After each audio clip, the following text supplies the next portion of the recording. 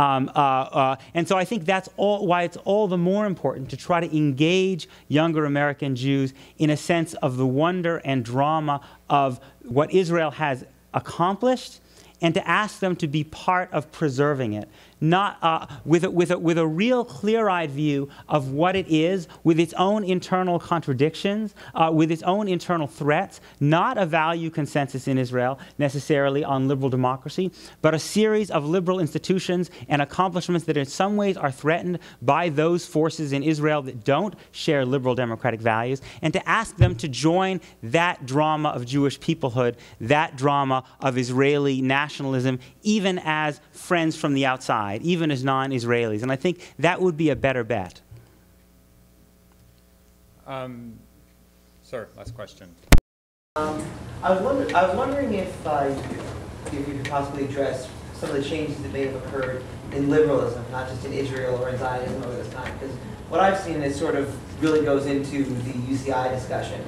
is the sort of university identity politics, critical theory-based liberalism that's very into crashing the hierarchies, that has these sort of reverse hierarchy decision rules, which say that the more oppressed group is correct, and against the Muslim world, against Iran, the Arabs, even against many anti-Semites in this country, we Jews come out on the bottom and get by that decision. And what role do you think that has to play, and also what role is there for American Jews in preserving the kind of liberalism that respects countries for their liberal democracy rather than for borderline essentialist qualities such as that? I think for me, one of the defining features of liberalism is its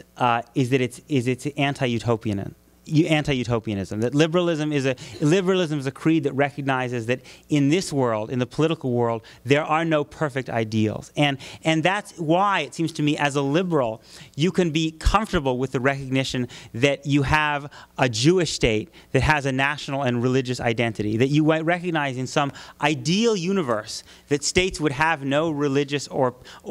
ethnic characteristics, but that one of the qualities of liberalism should be to recognize the validity of what has been created, and to recognize and to understand that even if it's not perfect, that it's better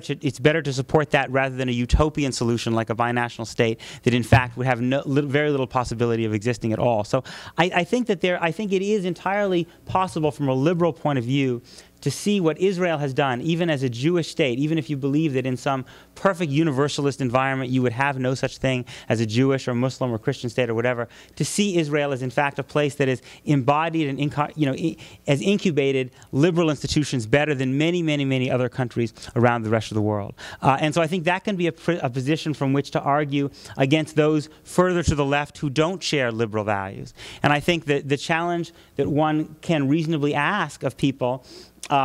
is whether they are also involved in criticizing if they come from an Arab or Muslim background, whether they are also involved in the struggle for human rights and due process and the rule of law in those societies as well. It seems to me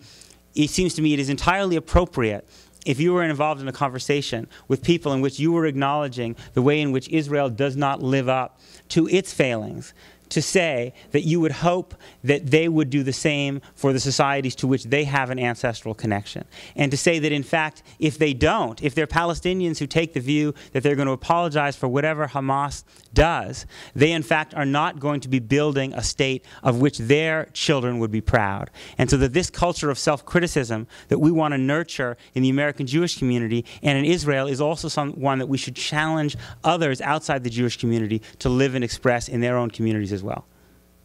Thank you. Thanks. Thank you, Peter. Peter is going to,